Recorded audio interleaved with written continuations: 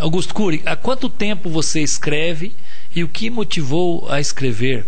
E a sua opinião com relação à humanidade que você diz que está em dificuldades na questão educacional, o que você pode dizer sobre a inteligência multifocal para a gente? A inteligência multifocal é uma das poucas teorias mundiais que estuda o funcionamento da mente, o processo de construção de pensamentos e a formação de pensadores e os papéis da memória e do eu como autor da história. Eu tive o privilégio de desenvolvê-la ao longo de mais de 25 anos. Através dessa teoria, eu fiquei claríssimo em alguns pontos. Por exemplo, nossa espécie, que é a única espécie provavelmente pensante e que tem consciência, que pensa, nunca honrou a arte de pensar.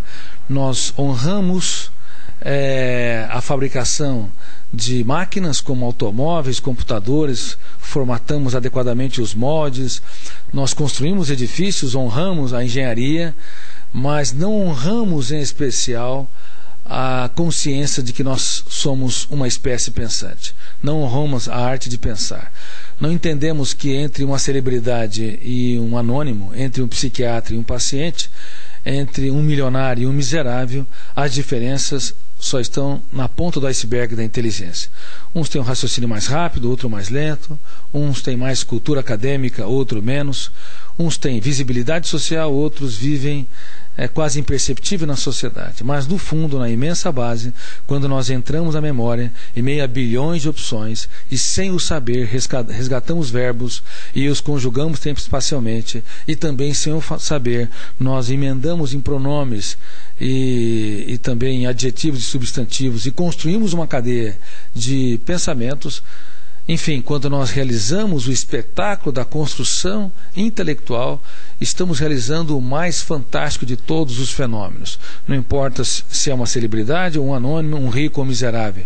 Todos nós somos seres humanos que pensam e não têm a compreensão básica e fundamental de como é complexo pensar. Se nós tivéssemos essa consciência, nós discriminaríamos menos e apoiaríamos mais. Nós rejeitaríamos menos e apostaríamos mais. Não seríamos classificados e nem taxados na sociedade como pessoas de mais ou menos valor. Seríamos menos palestinos e menos judeus, menos atores de Hollywood e espectadores.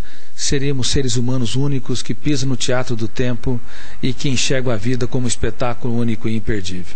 A inteligência multifocal mudou meu pensamento. Hoje também ela está estimulando milhares de pesquisadores e milhões de leitores em mais de 50 países a enxergar a vida numa outra perspectiva, a deixar a superfície de múltiplos focos. Multifocal quer dizer múltiplos ângulos. Você protege a emoção como o maior tesouro, você gerencia os pensamentos como a mais fantástica máquina, onde você deixa de ser escravo de pensamentos perturbadores e se torna líder do teatro da mente humana. Você também trabalha perdas e frustrações, você aprende a transformar fracassos em ganhos, o caos em oportunidade criativa, por isso é multifocal. Em especial, você aprende a escrever os capítulos mais importantes da sua vida nos dias mais tristes da sua história. Ou seja, a vida deixa de ser um deserto e passa a ter uma relevância enorme, mesmo quando o mundo desaba sobre nós. E eu declaro isso em múltiplos livros, como o livro O Vendedor de Sonhos, O Futuro da Humanidade, O Semeador de Ideias, e agora também no livro Mulheres Inteligentes e Relações Saudáveis. Quanto tempo você está escrevendo já? Quanto tempo? Eu escrevo os meus livros há mais de 25 anos, publico há cerca de 11 anos, tenho mais de 3.000 páginas inéditas que não foram publicadas ainda. Se Deus me der saúde e inteligência, precisaria de uns 30 anos, 40 anos para conseguir transformar todo esse material em livros. Eu tenho 29 livros, como eu disse, são publicados em mais de 50 países. O meu objetivo não é a fama, não é a evidência social, mas fico feliz em estar sendo publicado na China. Recebi até o prêmio de livro de ficção do ano na China, e eu quase não gosto de dar entrevista na imprensa, procuro uma vida mais anônima, até porque sou apenas um servo social, não sou melhor nem maior do que ninguém. Fico feliz de estar contribuindo na Rússia, com dezenas de milhares de leitores, na Coreia, no Japão, na Europa e nas Américas. Enfim, o meu objetivo é ser um semeador de ideias. Meu desejo é estimular o ser humano a fazer a mais importante viagem que ele deve empreender nesta belíssima e curtíssima trajetória existencial. Uma viagem para dentro de si mesmo e procurar um endereço, o endereço mais importante, o endereço que poucos milionários, poucos homens que estão debaixo dos holofotes da mídia encontraram, um endereço dentro de si mesmo. Eu espero que vocês que estão me vendo também aprendam a encontrar esse endereço, porque vocês podem correr o risco de viver num apartamento confortável, numa casa confortável, mas não ter conforto no território da emoção, se não tiver um caso de amor consigo mesmo, se não entrar em camadas mais profundas do seu próprio ser, se não perguntarem quem são, o que são, como pensam e quais são as suas metas mais importantes.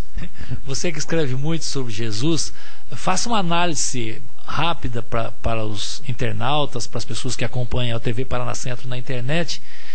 O que você pode dizer que você escreveu o mestre dos mestres? Este homem foi fantástico. Ele escolheu a pior estirpe de jovens para transformá-los na equipe mais excelente de pensadores.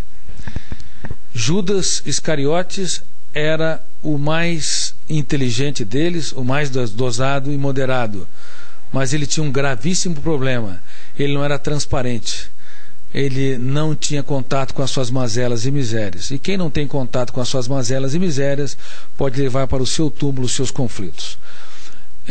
Tomé era uma pessoa extremamente insegura, tinha até um viés paranoico e desconfiava de tudo e de todos, provavelmente até da sua sombra.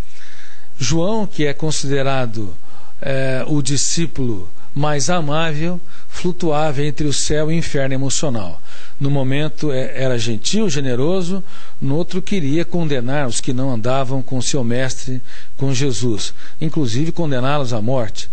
Pedro era um jovem hiperativo, tenso e ansioso, que frequentemente dava dor de cabeça ao seu mestre. Portanto, a equipe de jovens que ele escolheu era uma equipe que não tinha grande equipamento intelectual para ir muito mais longe do que o mar da Galileia.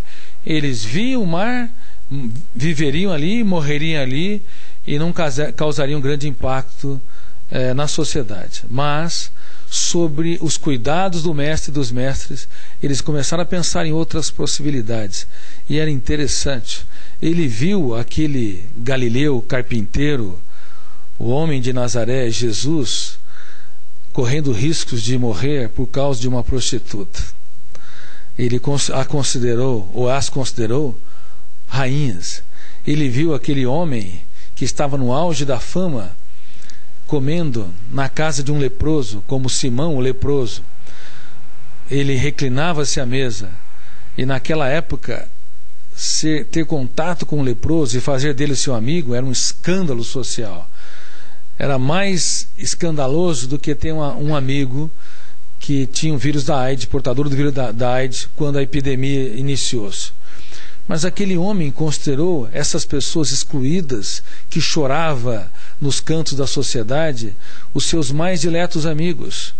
Então ele treinou os seus discípulos a enxergar que cada ser humano, independente dos seus erros, dificuldades e crises, é uma estrela viva no teatro da existência. Pouco a pouco ele lapidou a psique deles e os transformou em pensadores. Jamais desistiu deles. E por incrível que pareça, isso me abalou profundamente o meu ateísmo. No último jantar, era para ele não ter apetite nenhum, mas era incrível. Ele jantou com seus discípulos, sabia que um deles ia traí-lo, Judas, que era o mais inteligente, o mais culto, como eu disse, o mais forte iria negá-lo, Pedro, e os demais iriam abandoná-lo de maneira vexatória. Mas ele pegou uma bacia de água, uma toalha, e abaixou aos pés daqueles jovens que sempre lhe causavam problema. Pedro se escandalizou: como? Você lavando os meus pés? Mas ele disse: se eu não lavar os teus pés, você não tem parte comigo. Ele queria dizer: um dia você não vai ter a minha presença.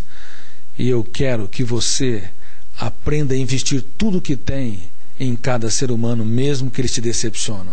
Você vai me decepcionar, você vai me negar, vai me apunhalar pelas costas, mas mesmo assim eu não vou desistir de você. Você para mim é insubstituível, e faço o mesmo. Pedro jamais se esqueceu da generosidade, sabedoria e altruísmo desse homem. A partir daí, quando ele errou e falhou, aquele pescador rude e tosco se tornou um dos mais brilhantes pensadores. Escreveu 2 cartas que são verdadeiros tratados de psicologia social. Se os grandes líderes da humanidade, se os ateus, os grandes ateus da humanidade, tivessem tido a oportunidade de estudar a personalidade de Jesus e a postura dele como o maior educador da história, como mestre dos mestres, como eu estudei, certamente eles estariam entre os seus mais ardentes seguidores, ainda que não tivessem uma religião.